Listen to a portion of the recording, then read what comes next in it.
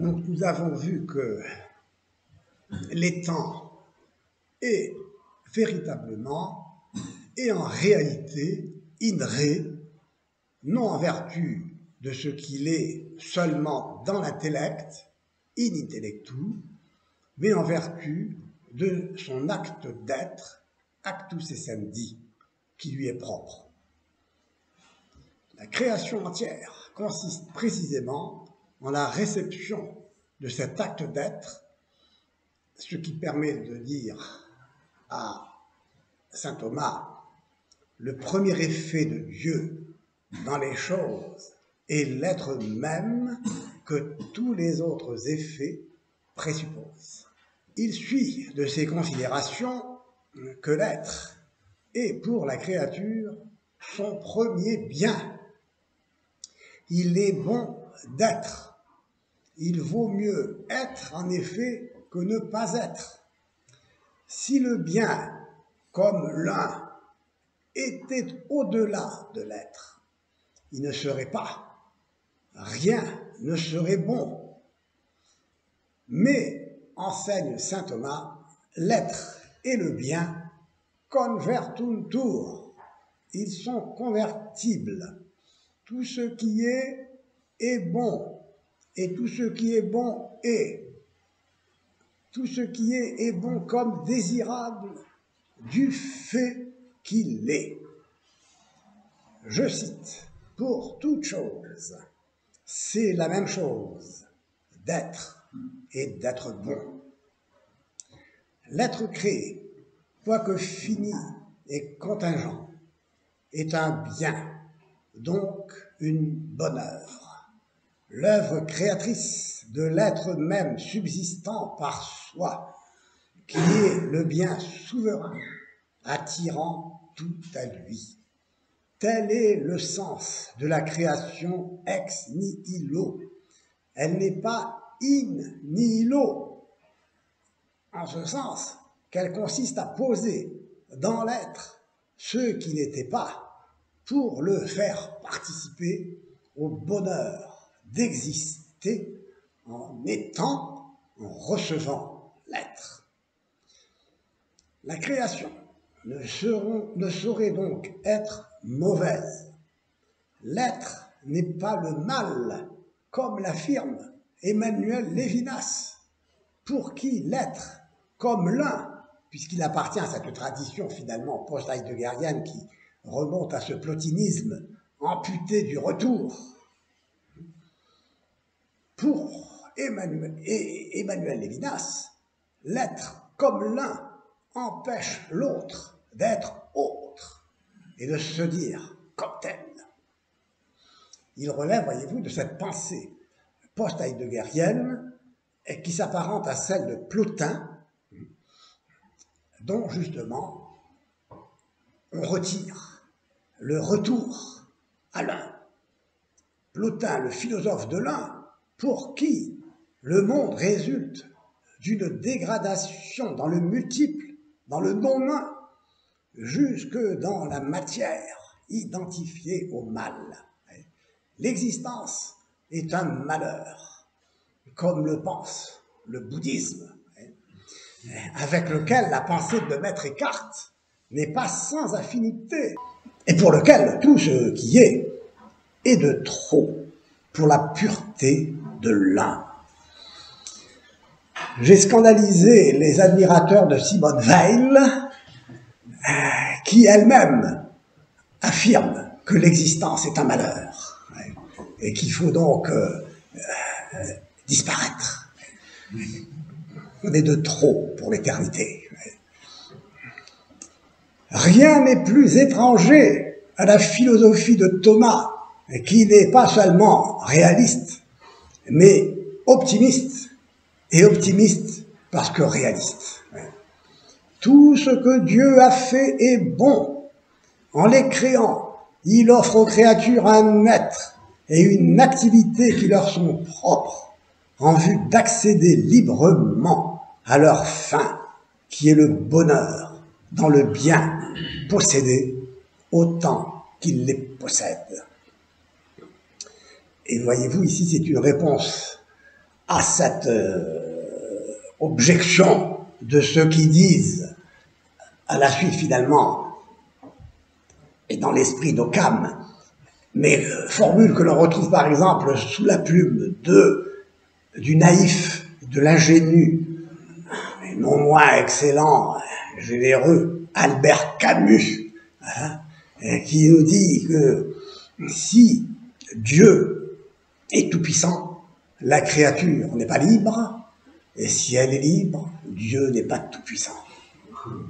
Il y a ici une confusion qui identifie, qui est de nature occasionnaliste, qu'on retrouve aussi dans la mystique musulmane, c'est-à-dire le fait que Dieu n'a pas causé la cause humaine libre, hein, c'est-à-dire que donc il y aurait une identification entre la cause divine et la cause humaine, de telle manière que la volonté de l'homme n'est pas libre, puisqu'elle est causée directement par Dieu. Enfin, il faudrait revisiter ici l'occasionnalisme de Malebranche, qu'on retrouve aussi dans la mystique musulmane, le fatalisme musulman, d'une identification des volontés, c'est-à-dire la volonté de Dieu et la volonté de l'homme sont identiques.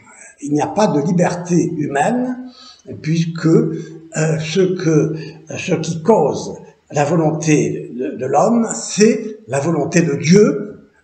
Vous voyez, avec cette nuance qu'il faut bien apporter ici, à savoir la perte de la liberté humaine, puisque dans cette perspective, Dieu n'est pas le créateur de l'autonomie de l'homme, avec sa nature, avec son essence, justement, et son existence propre, son acte d'être propre. Et bon, ici, je ne fais que faire allusion, je ne fais qu'une allusion à cette question importante, comme vous le voyez, parce que si on n'aborde pas bien la question du rapport entre l'essence et l'être dans la créature et l'essence et l'être en Dieu, on risque d'aboutir à des aberrations. Donc, rien n'est plus étranger à cette philosophie que la philosophie de Thomas, comme je l'ai dit, donc qui est réaliste, et réaliste parce que optimiste. Tout ce que Dieu a fait est bon. En les créant, il offre aux créatures un être propre, une activité qui est propre, en vue d'accéder librement à leur fin, qu'est ce bonheur dans le bien possédé autant qu'il les possède, et qui est l'être même divin auquel Dieu donne à la créature le bonheur de participer. La notion de participation ici est importante et nous y reviendrons si nous avons le temps. De même que ce n'est pas seulement l'essence, mais la composition d'essence et d'être qui constitue l'étant créé, de même, ce n'est pas seulement l'âme, mais l'union de l'âme et du corps qui constitue l'étant humain en tant que personne libre, autonome, responsable et possédant une valeur unique. L'apport considérable de saint Thomas d'Aquin fut d'avoir intégré la conception aristotélicienne de la réalité substantielle composée de matière et de forme en l'enrichissant de la composition d'être et d'essence, d'être comme acte, de sorte que chaque chose peut être comprise comme ce qu'elle est et reconnue comme existant réellement sans se diviser.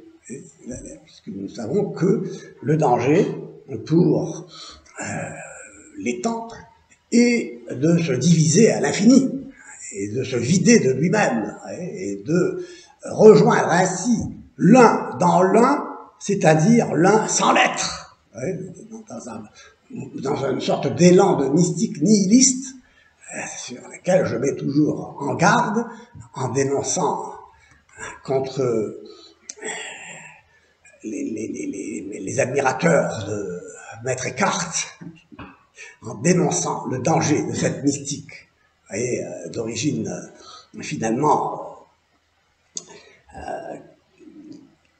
néoplatonicienne, plotinienne, qui a son attrait, et qui est d'autant plus dangereuse justement qu'elle est attrayante, car elle risque d'en gêner une confusion entre qui consisterait justement à situer l'un au-delà de l'être, au-delà de l'être. C'est l'être qui est un, c'est l'être qui est le fondement de l'unité. L'unité au-delà de l'être n'est pas, de même que le bien au-delà de l'être n'est pas.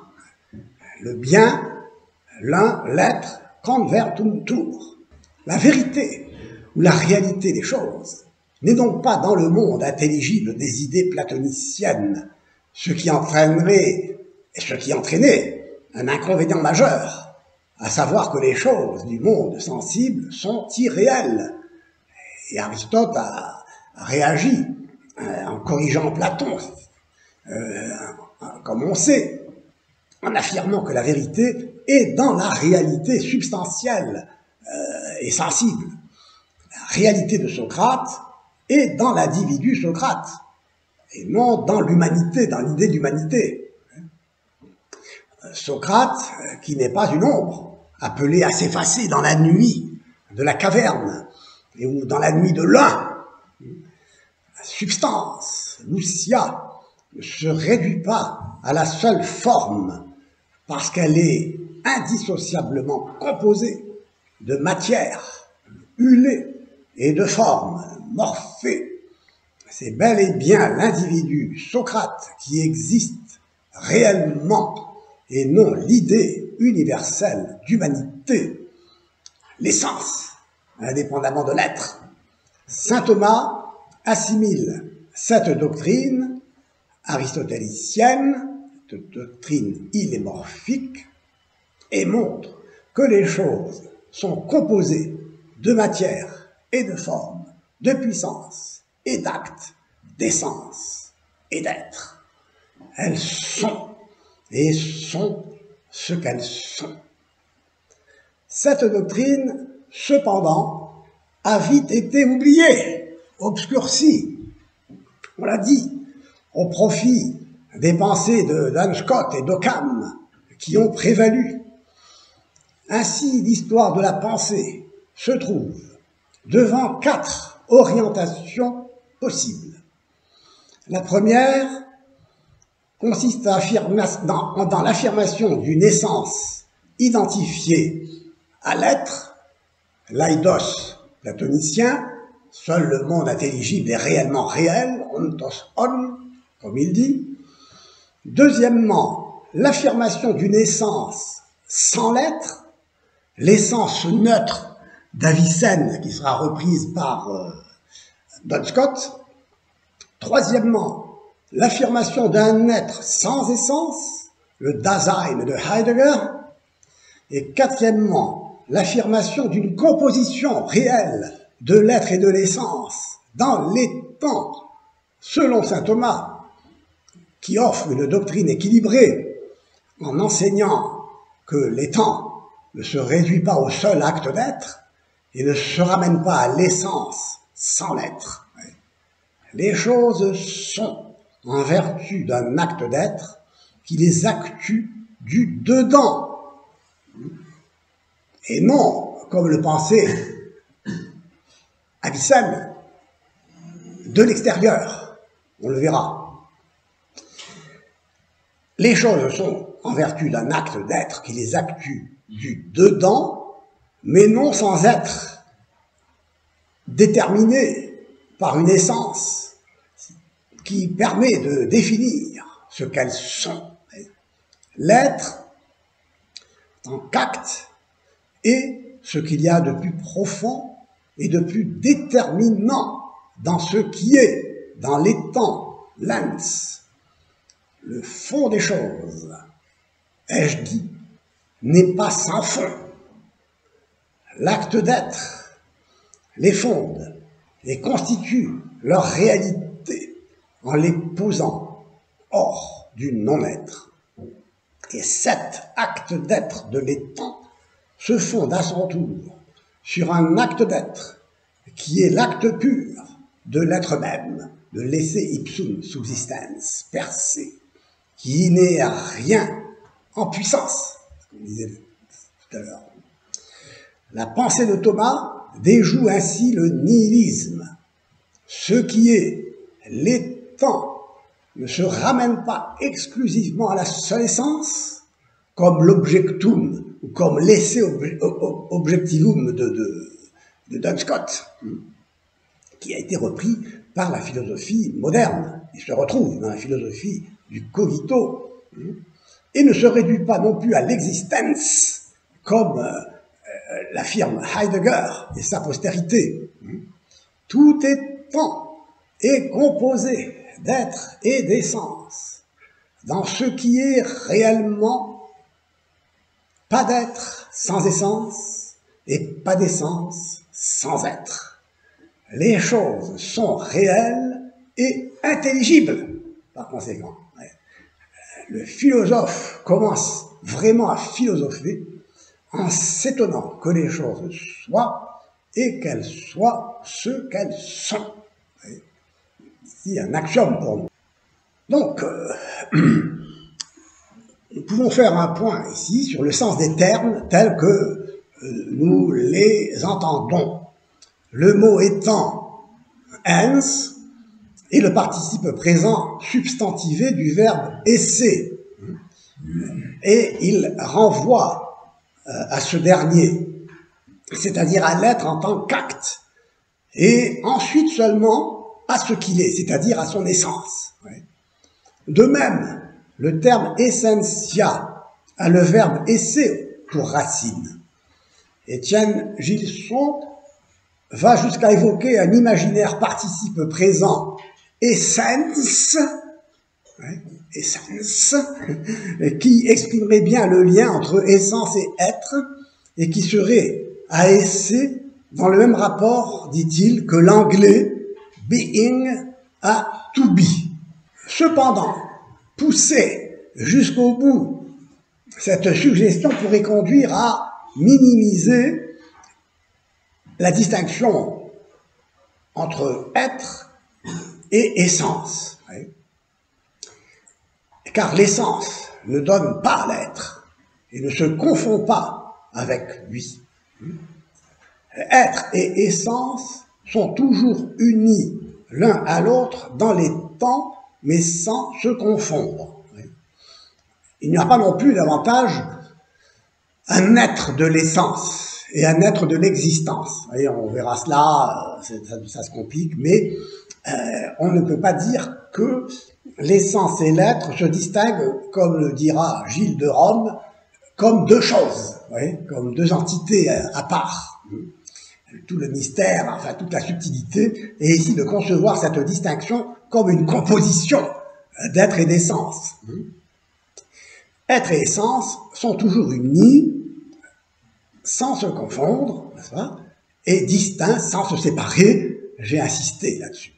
Thomas, à la suite de Boès, tient essentia pour la traduction de ousia, substance grecque, en maintenant que l'essence n'est pas l'être, mais ce par quoi et en quoi une chose a l'être. L'essence, la quiditas, correspond à la définition d'une chose. Elle est la réponse à la question « qu'est-ce que cette chose ?» Quid est, la quiditas. La chose est liée à la quiditas. La substance, l'étant est une chose dans la mesure où je peux dire ce qu'est l'étant, ce qu'est cette chose. Et Boès, et Thomas reprend cette distinction entre ce par quoi une chose a l'être en tant que telle, c'est-à-dire le quo est, l'être est ce par quoi l'étant est, le quo est, et qu'il distingue du quod est, de ce qu'est, la chose. Donc, je reviendrai là-dessus, je vous donne ici quelques indications qu'il s'agira d'approfondir, mais pour le moment, que nous devons nous contenter de retenir pour bien nous situer dans ce développement qui consiste à distinguer, sans les confondre, le co-est et le quod-est, le quid-est, l'être et l'essence dans les temps. Ce par quoi une chose a l'être en tant que telle, et que Aristote nommait le toti en einai, qui en latin se traduit quod, quid, erat, esse, hoc, per quod, aliquid, abet, esse, quid. Bon, l'essence n'est pas. Elle n'est que par l'acte d'être qui en fait l'essence de cet étant-ci. L'étant fini, c'est-à-dire déterminé par une essence, n'est pas s'il n'a pas reçu l'acte d'être.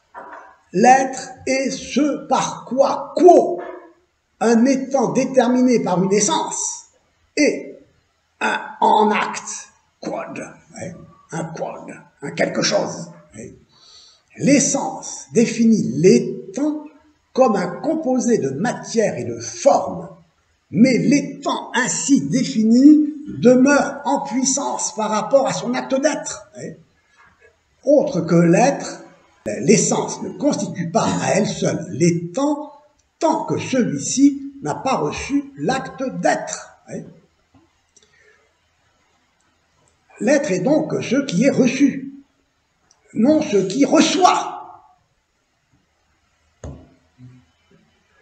Bon, je reviendrai là-dessus, je vous passerai le texte pour que vous puissiez méditer, puis vous avez l'enregistrement pour pouvoir revenir là-dessus et y revenir pendant des heures juste à comprendre, quoi. Donc ici, ça devient un peu technique, mais il faut passer par là. Donc l'être est l'être est ce qui est reçu, non ce qui reçoit.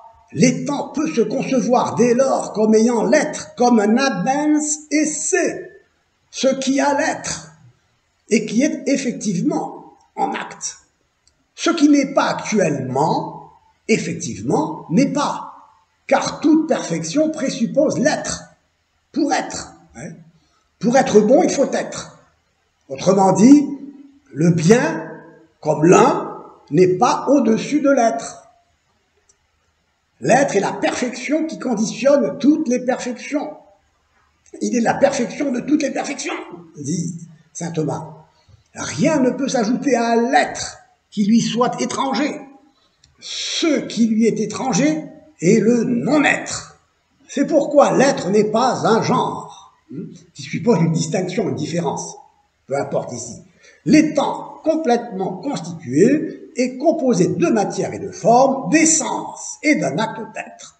Ce qui s'ajoute à l'étant substantiel, tel l'accident, être musicien pour Socrate, ne peut tenir son être que de l'étant en acte.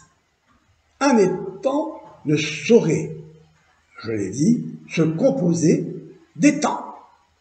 Autrement dit, l'être de l'accident est dans celui dont il est l'accident, à savoir l'être de l'étant substantiel, de telle manière qu'on peut définir l'accident comme un in esse, c'est-à-dire l'être de l'accident est dans l'être de la substance. Cela signifie que l'être n'est pas un accident de la substance, s'ajoutant du dehors, comme le pensait Avicenne. Il est constitutif avec l'essence de l'intérieur. Il est constitutif avec l'essence de l'étant. Allez-y. Quelle est votre question? C'est pour une précision, parce que vous dites que l'essence n'est pas. C'est vrai ça? L'essence n'est pas. L'essence n'est pas. L'essence, en effet, bon, ce sera aussi le fruit de l'abstraction intellectuelle. C'est le problème de l'universel, du statut de l'universel, puisque l'essence relève de l'universel. L'essence n'est pas, et sous ce rapport, elle se situe du côté de la puissance, peut-être. Voilà. Elle n'est pas du côté de l'acte. Voilà. il semble que l'essence ne se recouvre pas tout à fait avec la puissance. Est-ce que vous avez Ouais. l'acte d'être? Ah, c'est très un problème, en effet. Bon, c'est une question, vous savez, difficile. Le problème des universaux, l'essence n'a pas d'être propre, quoi. En effet. Les universaux ne sont pas. Les universaux sont des abstractions, le résultat d'une abstraction de l'intellect qui tire de l'observation de ce qu'il y a de commun dans plusieurs étangs sensibles, plusieurs choses, hein, ce qu'il y a de commun entre ces choses. Bon, alors là, écoutez, là, vous savez, le problème des universaux, il faudrait consacrer un cours à cela. C'est un problème très difficile. Mais en effet, ce qu'il remet en question, c'est quoi? C'est la composition d'essence et d'être dans les temps. C'est pourquoi beaucoup d'auteurs rejettent, comme Scott, la distinction réelle entre l'être et l'essence. Et alors, si l'essence demeure seule sans l'être, c'est l'essence qui devra justifier le caractère ontologique, disons, d'une chose qui est. Ouais. Si l'essence n'est pas, c'est pas elle qui va donner l'être. Ouais. Et si c'est l'essence qui donne l'être, eh bien, il faudra que l'essence soit. Et c'est pourquoi on parlera d'un essai essentiel, d'un être d'essence. Ouais. En fait, c'est des problèmes énormes qui vont dire que l'étant est composé et on va distinguer un essai essentiel et un essai existentiel, un être d'essence et l'être de l'existence. Oui.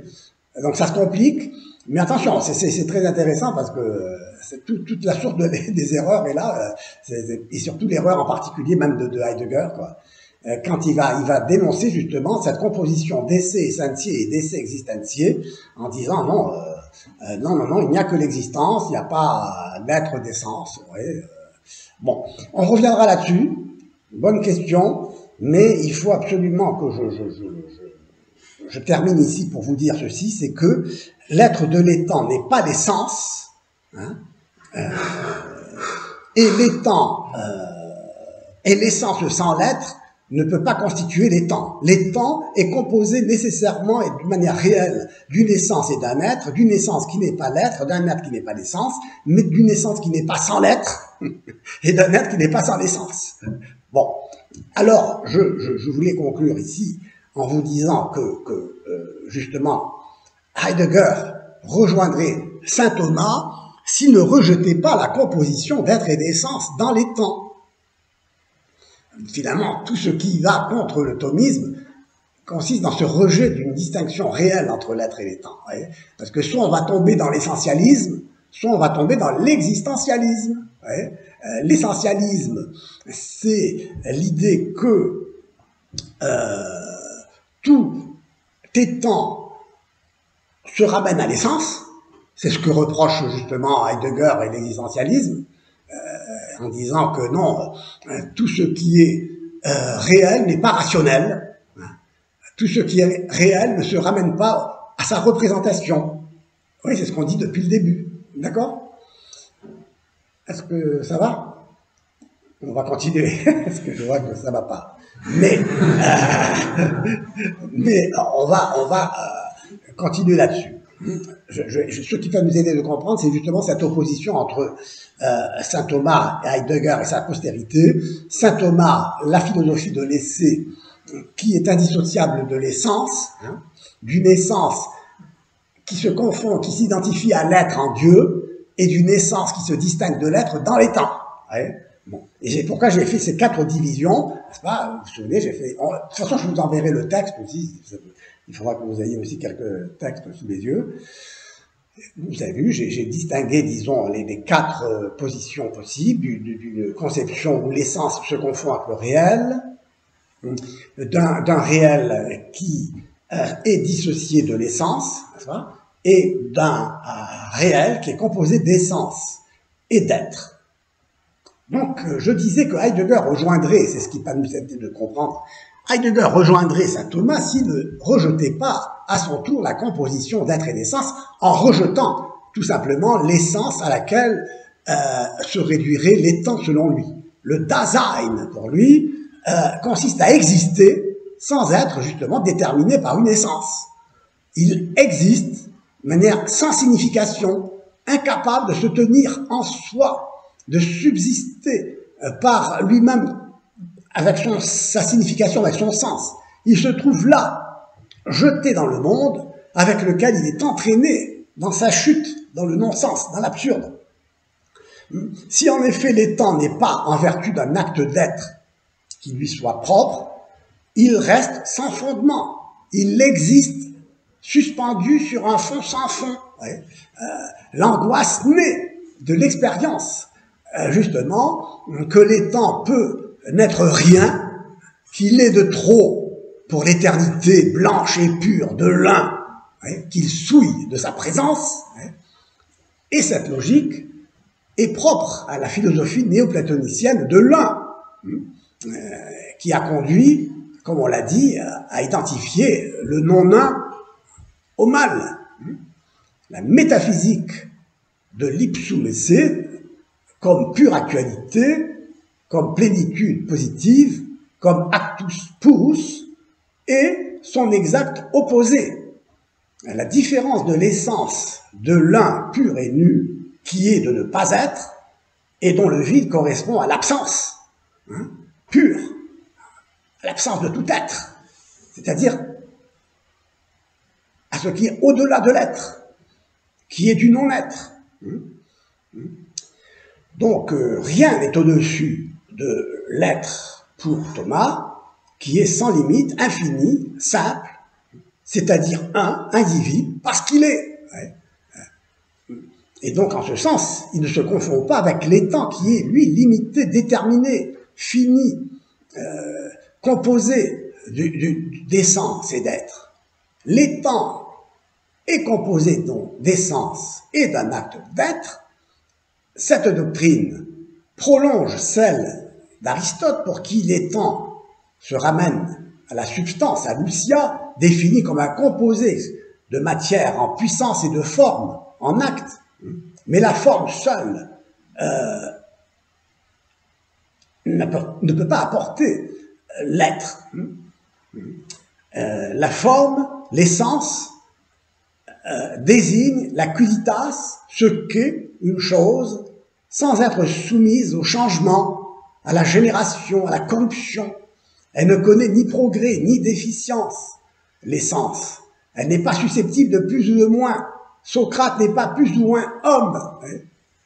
Pour exprimer cette permanence inaltérable, Aristote emploie l'expression toti en einai, quid erat esse, ce qui était depuis tout à l'heure et continue d'être ce qu'il est, si vous voulez. Ça ne veut pas dire que Socrate a cessé d'être homme depuis tout à l'heure. Son essence est d'être homme. Le fait pour une substance de continuer d'être ce qu'elle était. Voilà ce que désigne l'essence, et cette essence, cette forme, n'a pas de devenir.